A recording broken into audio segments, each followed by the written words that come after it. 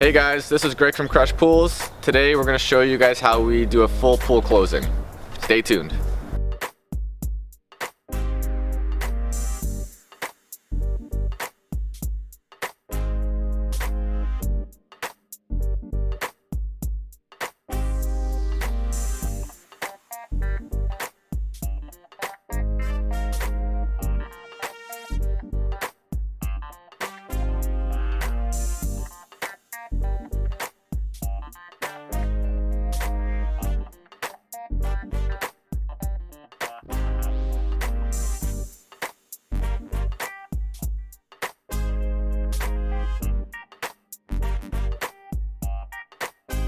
Alright guys, so now while the water's draining, we're going to start to winterize the system here.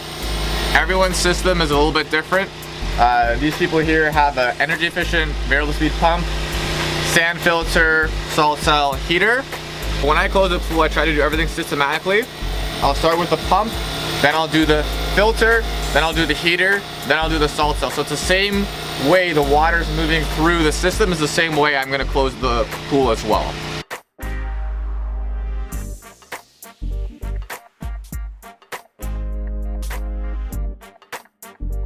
So for your pool pump, there's two plugs usually on the side.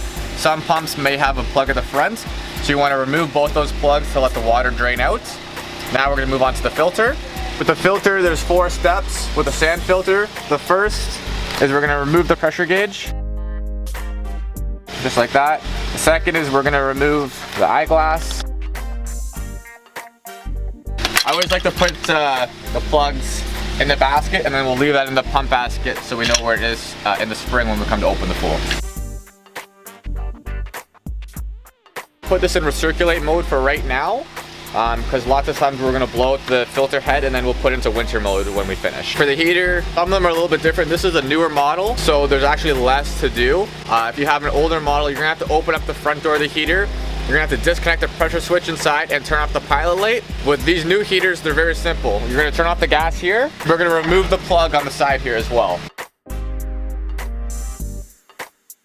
So now we're gonna remove the salt cell.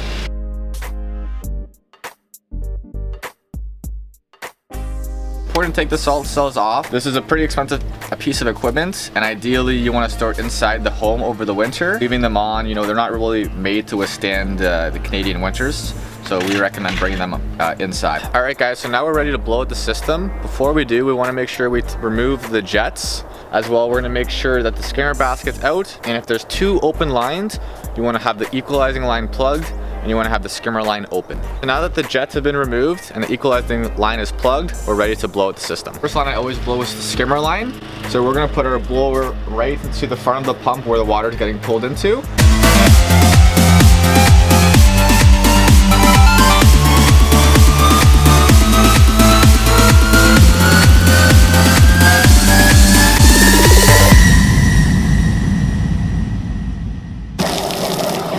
We've just finished blowing out the skimmer. Next up is the jets or the returns.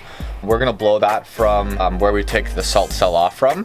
The reason we blow it from there is because it's gonna give us the most power going back towards the pool. When we're blowing out the returns, you wanna make sure you isolate each line so it's getting the full power of the blower. So we're gonna isolate this first line here so the shallow end one gets the full power. There's 2 types of plugs. You have, your standard thread plugs, and you actually have like a rubber plug at number 10. I prefer to use the rubber plugs. I find that they do a better job sealing the hole. There's less variables with these guys versus the threaded ones, especially if you have a safety cover. When you open the pool in the spring, as the cover's porous, the water's going to be up. You really want to make sure that these returns are plugged properly. That's why, especially for safety covers, I like to use the rubber plugs.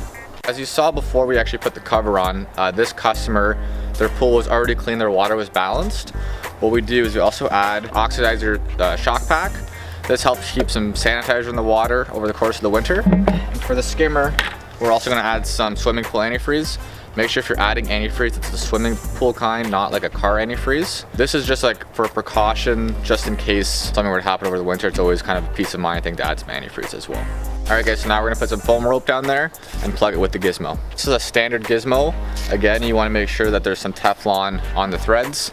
This is an 1.5-inch line, so the Teflon's on the first threads here. If you have a 2-inch line, a lot of the new pool builds, they're 2-inch lines, skimmer lines. You'd want to throw the Teflon on the larger part here.